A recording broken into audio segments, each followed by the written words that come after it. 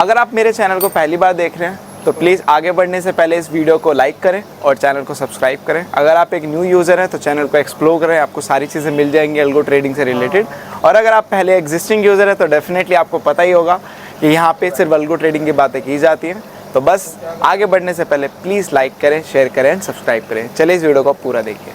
Hello everyone, welcome back again with another daily PNL video. तो भाई आगे एक और वीडियो में बात करते हैं आज की मार्केट की। तो अगेन मार्केट का एक और अजीब सा सेशन, साइडवेज सेशन, और अब यहाँ पे चीजें थोड़ी सी अलग हो रही हैं। आज का दिन मैं बोलूंगा समथिंग डिफरेंट, और इसलिए भी मैं बोल सकता हूँ क्योंकि यहाँ पे आज वैसे मार्केट ने परफॉर्म नहीं किया जो ओवरऑल अभी कर रहा था, क्योंकि आज मार्केट ने एक सेलिंग का साइन दिखाया है। और सेलिंग का साइन दिखाने का सबसे बड़ा रीजन यही है कि अब चीजें ओवर एग्जॉस्टेड हो चुकी हैं। जैसे कि मैंने आपको बोला कि कितने दिन तक आप आर्टिफिशियल मूवमेंट्स को कैरी फॉरवर्ड करोगे और कितने दिन तक आप चीजों को अलग अलग तरीके से रिप्रेजेंट करोगे। कहीं ना कहीं आपको सच्चाई में तो आना ही पड़ेगा, आज नहीं तो कल, कल नहीं तो परसों। तो ये बिल्कुल ऐसा ही था। अब आप देखोगे यहाँ पे, अगर मैं डेली टाइम फ्रेम पे जाऊँ, आज डेली टाइम फ्रेम पे एनालिसिस करना इज टू इंपॉर्टेंट। तो आप देखोगे यहाँ पे प्रेडिक्टिव एनालिसिस ऑलरेडी अब पलट चुका है, और कहीं ना कहीं मुझे पता था यार चीजें एग्जॉस्टेड हो रही हैं। 24,800 का टारगेट तो मार्केट ने ऑलमोस्ट दे ही दिया, 24,600 तक जाके। कभी भी मार्केट पूरे टारगेट नहीं देता है, और मैंने ये बोला था 25,200 का भी टारगेट मार्केट का तभी आएगा जब 24,800 के आसपास मार्केट सस्टेन करता है। बट घूमने के चांसेस आएंगे, क्योंकि अगर आप देखोगे मार्केट ऑलरेडी उतना चल चुका है। अगर मैं यहाँ पे बैंक निफ्टी की बात करूं तो कितने लोगों को याद होगा कि मैंने बैंक निफ्टी को लेकर पहले ही बता दिया था कि कोई भी अगर एक रैली लीड होगी, आप देखोगे बैंक निफ्टी आज ताबड़तोड़ 1% से ऊपर गिरा है। हालांकि हमारा निफ्टी सेंसेक्स इतना गिरा ही नहीं। आज मिड कैप आप देखो, मिड कैप 2% गिरा है। तो ये सारी चीजें कहीं ना कहीं इंडिकेट कर रही हैं कि अब मार्केट एग्जॉस्टेड हो चुकी है। अब यहाँ पे आप लोगों को वो देखने को नहीं मिलेगा, और जितने भी बायर्स है सब कॉशियस रहे। अब निफ्टी नहीं गिरा आज, तो क्या निफ्टी कल गिर सकता है? Of course. यहाँ पे क्या होता है, मार्केट की एक आदत है, या तो मार्केट में सब एक साथ गिरते हैं या तो फिर एक एक करके गिरते हैं। आज फाइनेंशियल्स प्लस मिड कैप ने काफी अच्छी सेलिंग दिखाई, और मैंने आपको पहले भी बोला था मिड कैप आपको एज ए इंडिकेटर वर्क करेगा सेलिंग के लिए। मिड कैप में आज काफी हैवी सेलिंग थी, बहुत हैवी सेलिंग थी मिड कैप में और स्मॉल कैप्स में। उसके बावजूद आप देखोगे निफ्टी सस्टेन रहा, बट यहाँ पे बैंक निफ्टी बिखर गया। तो निफ्टी मुझे लगता है अब कल आएगा, क्योंकि इन लोगों की यही आदत है। आज निफ्टी को इन्होंने जहां पे क्लोज कराया, ऑलमोस्ट आप देखोगे 379 पॉइंट्स, मतलब ऊपर क्लोज कराया 24,000 के, 24,380 के आसपास। तो क्या कल हम 200-300 पॉइंट नहीं गिर सकते? इजिली गिर सकते हैं, क्योंकि मार्केट की यही रेंज है। 300, 350, 400 पॉइंट तक मार्केट अब एक दिन में गिर जाता है निफ्टी। तो उतना ही इनको रेंज कवर करना था, कर लिया। आज एक्सपायरी भी थी, तो इसी वजह से एक्सपायरी वाले दिन तो आपको पता ही है गेम अलग ही चलती है। सारी चीजें अलग एक तरफ और एक्सपायरी की गेम अलग एक तरफ। अगर आप देखोगे आज बैंक निफ्टी गिर रहा था, फाइनेंशियल गिर रहे थे, मिड कैप गिर रहा था, but still Nifty and senses को होल्ड करा दिया हुआ है। क्यों? आप देखोगे सेंसेस की आज एक्सपायरी थी, 155 पॉइंट नीचे इन्होंने क्लोज कराया है। तो इससे क्या पता चलता है? इससे यही पता चलता है कि एक्सपायरी वाले दिन सिचुएशन अलग है बड़े प्लेयर्स के लिए, और वहां पे बड़े प्लेयर पार्टिसिपेट करते हैं, तो आप कुछ वैसे ही नहीं कर सकते। तो एक्सपायरी वाले दिन एक अलग ही मैनिपुलेशन चल रही है मार्केट की, but apart from expiry market बिल्कुल एग्जैक्टली वैसे ही परफॉर्म कर रहा है। आज अगर डेफिनेटली मैं बता रहा हूं, आज अगर एक्सपायरी नहीं होती ना सेंसेस की, तो we can expect a good fall. हमें बहुत अच्छा फॉल मिल सकता था, काफी अच्छा, मतलब 300, 350 पॉइंट आराम से। क्योंकि अगर मिड कैप अगर 250 पॉइंट गिर रहा है, मतलब 2% के आसपास गिर रहा है, बैंक निफ्टी 1% के आसपास गिर रहा है, तो निफ्टी भी आज नहीं करके भी 300, 350 पॉइंट गिरा हुआ जरूर होता। बट अगेन क्यों नहीं गिरा? आप लोगों के सामने ये रीजन, कॉज ऑफ एक्सपायरी। और ये चीज मैं बहुत बार हाईलाइट कर चुका हूँ, एक्सपायरी वाले दिन तो अपनी कैलकुलेशन के एकदम अलग रखा करो, बाकी दिन अलग रखा करो। अब यहाँ पे प्रेडिक्टिव एनालिसिस पलट चुका है, और यहाँ पे कोई बड़ी बात नहीं है। आपको कल एक अच्छा खासा फॉल देखने को मिले या थर्सडे को देखने को मिले, तो उस चीज के लिए भी आप रेडी रहना।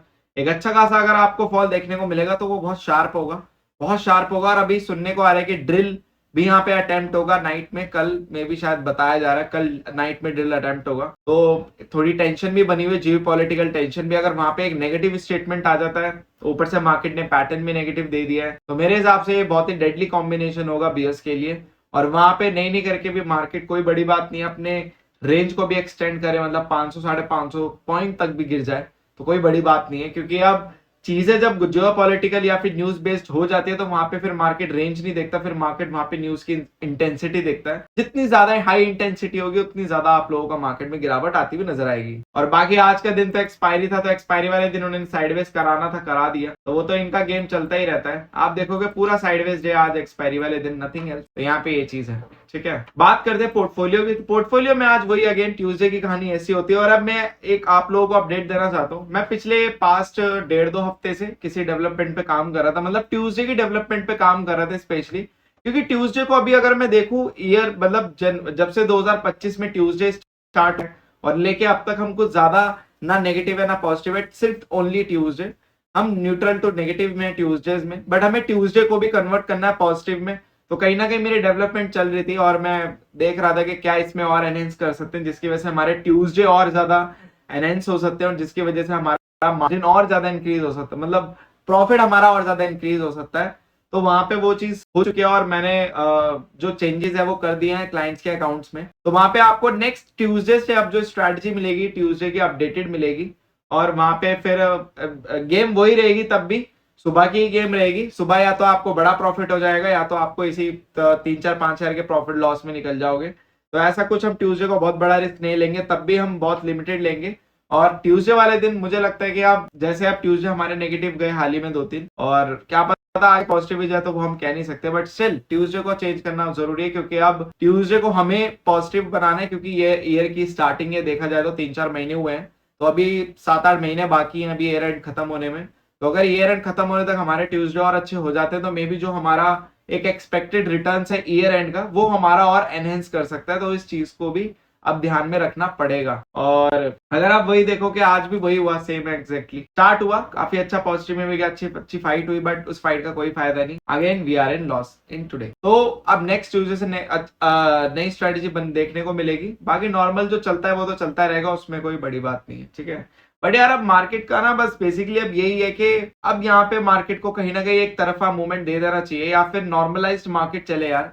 क्योंकि जब मार्केट नॉर्मल चलता है ना वही अच्छा लगता है। मार्केट इस तरीके से चलता है, मैनिपुलेटिव वे में चलता है, तो उसका कोई सेंस बनता नहीं है। वरना अगर आज आप देखो बहुत अच्छी सेलिंग थी, बहुत अच्छी ब्रॉडर मार्केट में काफी अच्छी सेलिंग थी।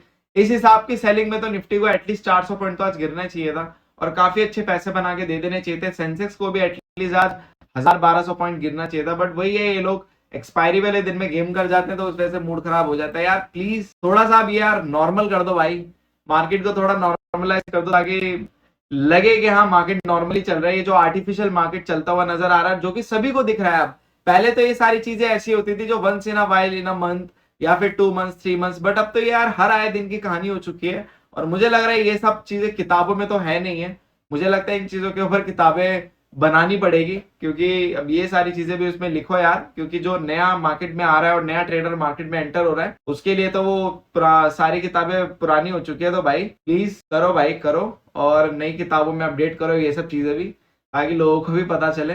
और जब वो मार्केट में है तो उसको पहले से पता हो कि ये सब चीजें भी होती है, ठीक है। तो इस चीज का भी थोड़ा मुझे लगता है होना चाहिए। बाकी यस, कल मूवमेंट आ जाना चाहिए भाई, कल आ जाए मूवमेंट, खत्म करो यार प्लीज, ठीक है। तो बस इस वीडियो के लिए इतना ही। Thank you so much for love and support. Just make trading awesome with us. Will see you in the next video.